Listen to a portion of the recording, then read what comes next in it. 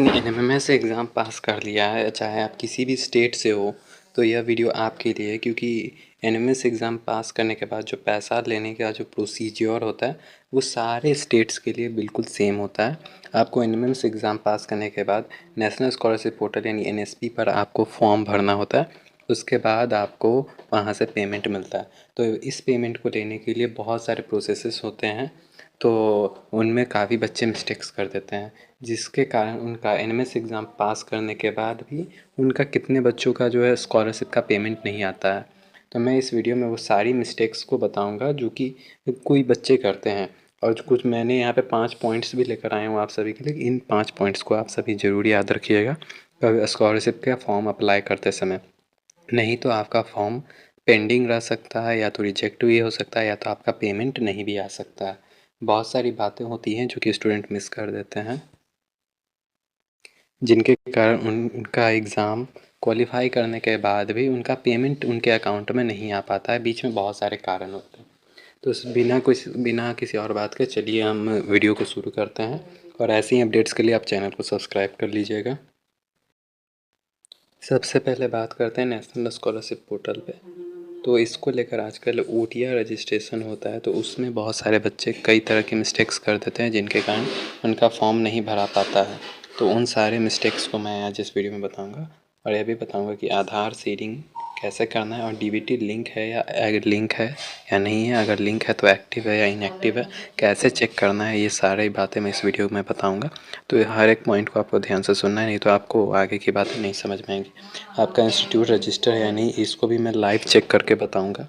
और आपका जो कुछ भी इम्पोर्टेंट्स डॉक्यूमेंट है जो कि लगते हैं एनएमएमएस के स्कॉलरशिप को अप्लाई करने के लिए एनएसपी पर, तो वो मैं आपको बता दूंगा। और इसके साथ साथ मैं आपको फ्रेश और रिन्यूएबल में भी अंतर आपको बता दूंगा कि कैसे कैसे इन दोनों का प्रोसीजर अलग होता है। सबसे पहले ओटीआर रजिस्ट्रेशन की बात करेंगे, तो ओटीआर रजिस्ट्रेशन आजकल एनएसपी पर न्यू आया हुआ है। तो इसको लेकर सीधा हम एनएसपी की डायरेक्ट साइट पर चलते हैं। तो कोई भी आप अपने फ़ोन में एक ब्राउज़र खोल लीजिएगा। तो उसमें आपको सर्च करना है एनएसपी। एनएसपी सर्च करने के बाद आपको जो पहला लिंक मिलेगा उसी पे आपको क्लिक करना है।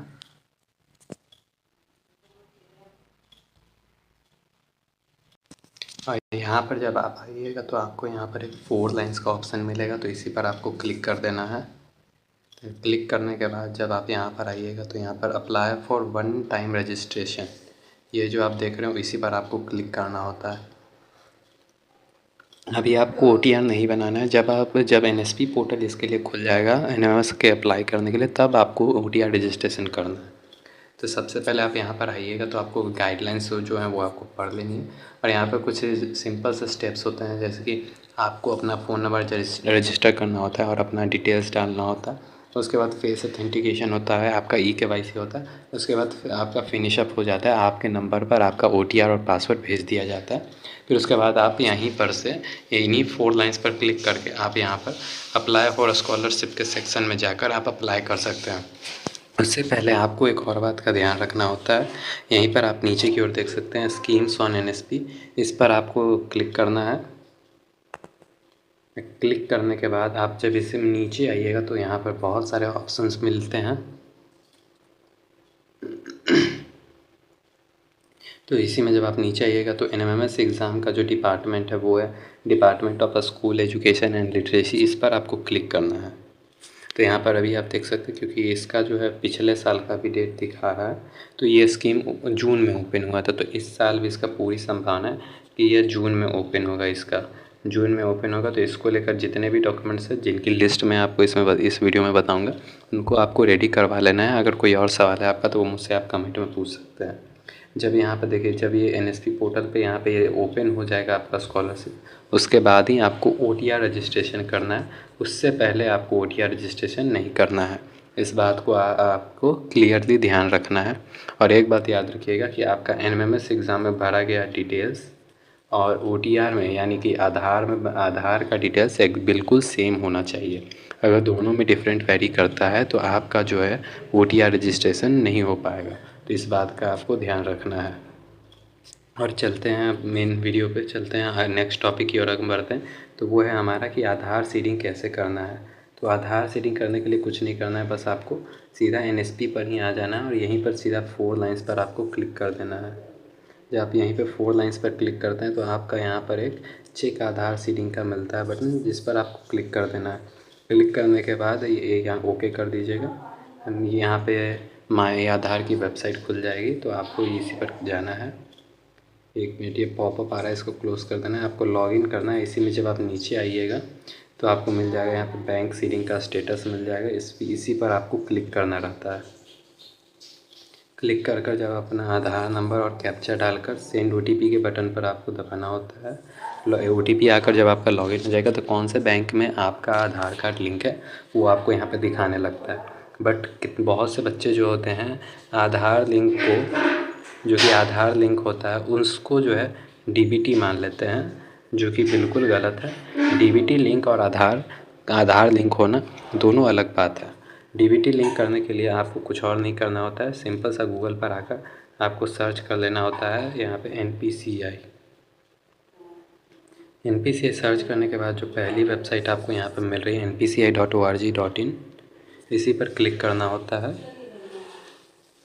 जब आप इस पर क्लिक करेंगे तो यहाँ पर आपको एक 3 लाइन्स का एक ऑप्शन मिलता है, इसी पर आपको क्लिक करना होता है। क्लिक करने के बाद जब आप यहाँ पर एक कस्टमर का सेक्शन बना होगा, ये देख रहे हैं कस्टमर का सेक्शन, इसी पर आपको दबाना है। दबाने के बाद आपको यहाँ पर एक मिलता है भारत आधार सीडिंग इनेबलर बेस, इसी पर आपको क्लिक करना है। यहाँ पे ये रीडायरेक्ट हो जाएगा उस पेज पे। रीडायरेक्ट होने के बाद आपको कुछ नहीं करना है, यहाँ पर नीचे इसी में आ जाना है और यहाँ पर आपको मिलता है आधार मैप्ड स्टेटस, इसी पर आपको क्लिक करना होता है। जब आधार मैप्ड स्टेटस पे क्लिक करिएगा तो यहाँ पर आपको आधार नंबर डालने का ऑप्शन मिलता है और उसके नीचे फिर ये कैप्चा डालकर आपको चेक स्टेटस पर क्लिक करना होता है। आपके नंबर पर ओटीपी जाता है और उस ओटीपी को फिल कर आप चेक कर सकते हैं। अगर आपका जो है बैंक अकाउंट में डीबीटी लिंक नहीं है तो आप यहीं पर आपको मिलेगा आधार सीडिंग डीसीडिंग, इसी पर आपको क्लिक कर देना है। यहीं से आप जो है न्यू आधार डीबीटी लिंक के लिए अप्लाई कर सकते हैं। बस आपको आधार नंबर डालना है, सीडिंग करना है या डीसीडिंग करना है आपको यहाँ पे सिलेक्ट कर देना है। सीडिंग ही आपको करना होगा।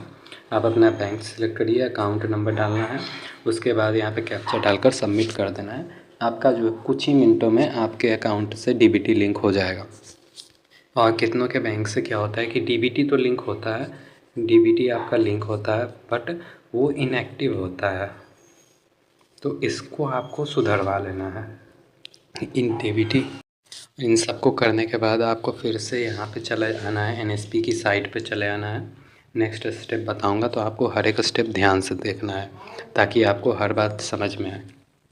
साइड सिंपल सा फिर से सर्च करें एनएसपी, फर्स्ट वेबसाइट आएगी यहाँ पर एनएसपी की, उसी पर आपको क्लिक कर लेना है। यहाँ पर ध्यान दीजिएगा scholarships.gov.in यही एनएसपी की वेबसाइट है जिसका नाम नेशनल स्कॉलरशिप पोर्टल है। यहीं इसी पर आपको क्लिक कर लेना है। यहाँ पर फिर से आपको जो है 4 लाइन्स पर क्लिक करना है। 4 लाइन्स पर क्लिक करने के बाद नीचे आपको स्क्रॉल करना है। नीचे जब आप स्क्रॉल करिएगा तो यहाँ पर आपको मिलता है एक option find institute on NSP. यह किन के लिए, तो अगर आप पता करना चाहते हैं कि आपका इंस्टीट्यूट जो है रजिस्टर है या नहीं, तो उसको लेकर आप पता कर सकते हैं कि आपका स्कूल जो है रजिस्टर है नहीं एनएसपी पर।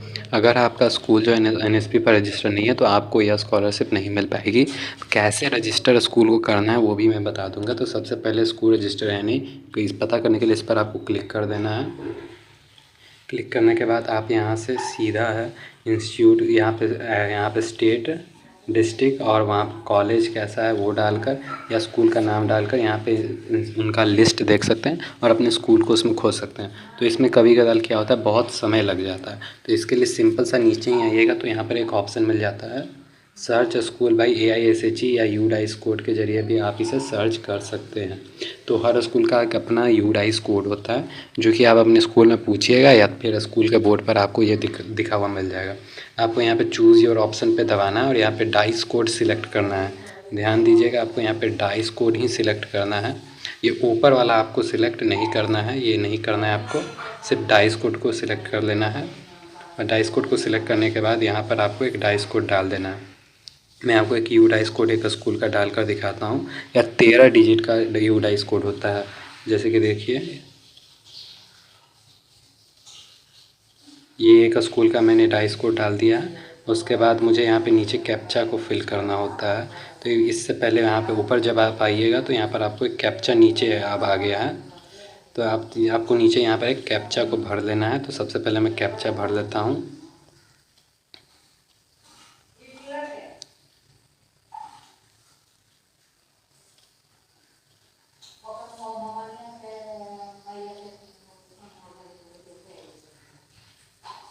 यहाँ पे मैंने कैप्चा भर लिया। उसके बाद आपको सीधा सा get institute based on entire dice code, इस पर आपको क्लिक कर देना है।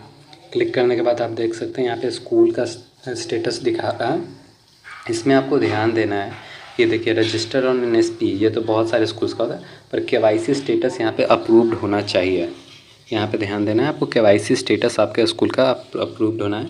नहीं है अप्रूव्ड तो आप जाकर अपने स्कूल के प्रिंसिपल या नोडल ऑफिसर को इसके बारे में कह सकते हैं। वो जाकर केवाईसी अप्रूव करेंगे, तभी आपका एनएसपी पर फॉर्म अप्रूव होगा। उसके बाद ही आपको पैसा मिलेगा। उसके बाद आपका आईएनओ और HOL, मतलब कि आपका INO मतलब एक वो होते हैं जितने भी कंप्यूटर का काम जो स्कूल में करते हैं ना, वो होते हैं INO, इंस्टीट्यूट नोडल ऑफिसर। और HOI होते हैं हेड ऑफ इंस्टीट्यूट, मतलब आपके स्कूल के प्रिंसिपल या हेड मास्टर जो भी होते हैं वो HOI होते हैं। इन दोनों का एक बायोमेट्रिक ऑथेंटिकेशन होता है। अगर ये दोनों डन नहीं हुआ है तो आपको इसको लेकर डन करवा लेना है। मतलब स्कूल के प्रिंसिपल को जाकर बोलना है कि आप सर जाइए अपना बायोमेट्रिक ऑथेंटिकेशन करवाइए, मुझे इस स्कॉलरशिप के लिए फॉर्म भरना है। तो वो आपका कर देंगे। यहीं पर यहाँ पे ये दिखा देगा कि आपके स्कूल का कौन कौन सा कोर्सेस यहाँ पे रजिस्टर है। तो यहाँ पे देख सकते हैं इतने सारे कोर्सेस यहाँ पे रजिस्टर, मतलब इतने कोर्सेस की पढ़ाई इस स्कूल में होती है। और यहाँ पर यहीं पर आपको स्कूल का आईडी भी देखने को मिलता है, जिससे कि HOI और INO अपना लॉगिन कर आपका स्कूल का आपका फॉर्म जो है अप्रूव करते हैं। दोनों का आपका अलग पासवर्ड होता है। अगर आप उस पर चाहते हैं कि कैसे अप्रूव होता है एप्लीकेशन फॉर्म, तो उसको लेकर मैं पार्ट 2 वाले वीडियो में बनाऊंगा। और पार्ट 2 वाले वीडियो के में आप सभी के क्वेश्चंस का आंसर दूंगा, जो जल्द ही NSP पर NMMS का फॉर्म का फिलअप के लिए डेट आने वाला है। तो उसके बाद मैं सारे क्वेश्चंस का आंसर दूंगा। तो उसी का पार्ट 2 के लिए आप चैनल को सब्सक्राइब कर लीजिएगा। और NMMS अपडेट या किसी भी और NSP या स्कॉलरशिप अपडेट के लिए आप मेरे चैनल को सब्सक्राइब कर लीजिएगा। और इस वीडियो को अपने दोस्तों में शेयर ज़रूर कर लीजिएगा। बात आगे करते तो आपने सीख लिया है कि कैसे पता करें कि आपका स्कूल यहाँ पर रजिस्टर है या नहीं। तो उसके बाद फिर से आपको यहाँ पर 4 लाइन्स पर आ जाना है। ये मैंने उन बच्चों के लिए बता रहा हूँ कि जिनको OTR रजिस्ट्रेशन नहीं करना है, उससे पहले पता करना है कि उनका सारा डिटेल NSP पर सही से आया है, उन्हें क्या क्या भरना है कि उनका जो है डायरेक्ट बिना किसी प्रॉब्लम के NSP पर फॉर्म भरा जाए उनके लिए। नहीं तो आप इस वीडियो को स्किप कर सकते हैं, यानी मतलब इस पार्ट को आप स्किप कर सकते हैं। तो यहीं पर आपको 4 लाइन्स पर क्लिक कर देना है। अब वापस नीचे स्क्रॉल करना है। यहाँ पर जहाँ पे फाइंड ऑन इंस्टीट्यूट था वहीं पे आपको नीचे स्कॉलरशिप एलिजिबिलिटी का एक ऑप्शन मिलता है, इसी पर क्लिक कर देना है। यहाँ पर आपके सामने एक फॉर्म ओपन होता है, तो इसको आपको पूरी तरह से भर लेना है। जब आप यहाँ पर क्लिक करिएगा इंस्टीट्यूट नेम पे, तो जैसे मैंने वहाँ पर आपको सर्च करने के लिए बताया था, तो वहीं वैसे ही आपको यहाँ पे भी सर्च करना होता है। मैंने अभी ऊपर के डिटेल्स को नहीं भरा है, तो यहाँ पर ये मेरे लिए इनेबल नहीं हो पा रहा है। तो उसके ऊपर का डिटेल्स जब आप भर लीजिएगा तब ये आपका इनेबल हो जाएगा। उसके बाद यहाँ पर आपको 10th और 12th का डिटेल्स मांगा जा रहा है, तो वो आपको नहीं भरना है। सॉरी, बैक हो गया था।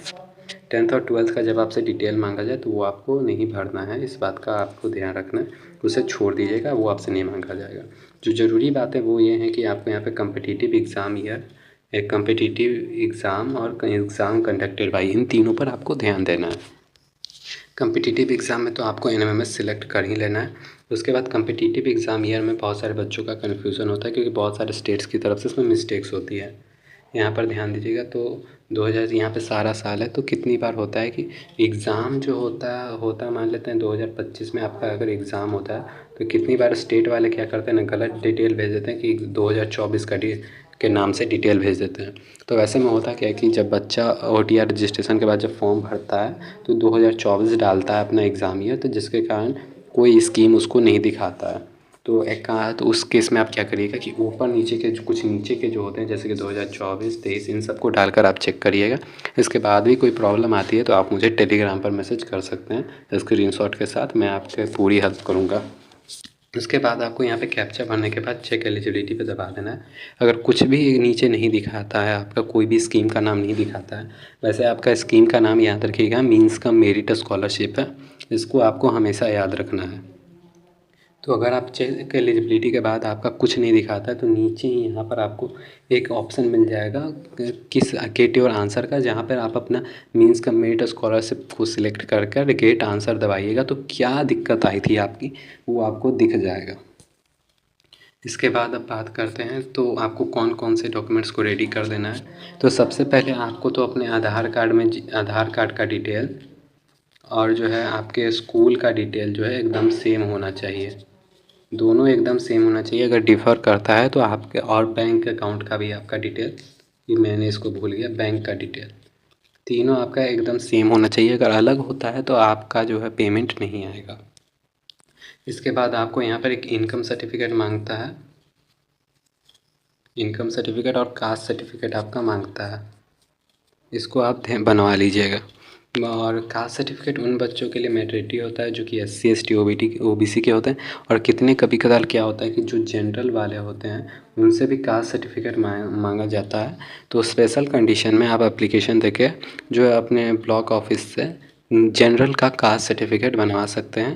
नहीं तो जब आप NSP पर कांटेक्ट करिएगा तो उसके लिए आपको वो मैंडेटरी से हटा दिया जाएगा, आप उसे बिना अपलोड किए भी यहाँ पे भर सकते हैं।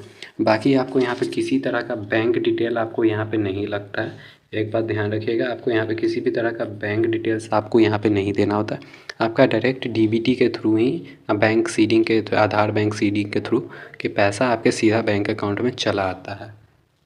आपको अगर नहीं, मैंने आपको बता दिया है कि आधार सीडिंग और DBT लिंक को कैसे करना है, कैसे चेक करना है, क्या स्टेटस दिखाए तो क्या कदम उठाना है, वो सारी बातें मैंने इस वीडियो में बताई हैं।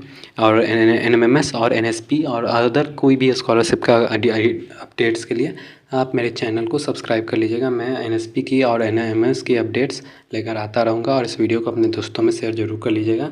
मिलते हैं इस वीडियो के सेकंड पार्ट में जिसमें मैं आप सभी के क्वेश्चंस का आंसर दूंगा और आपके प्रॉब्लम्स का सॉल्यूशन दूंगा।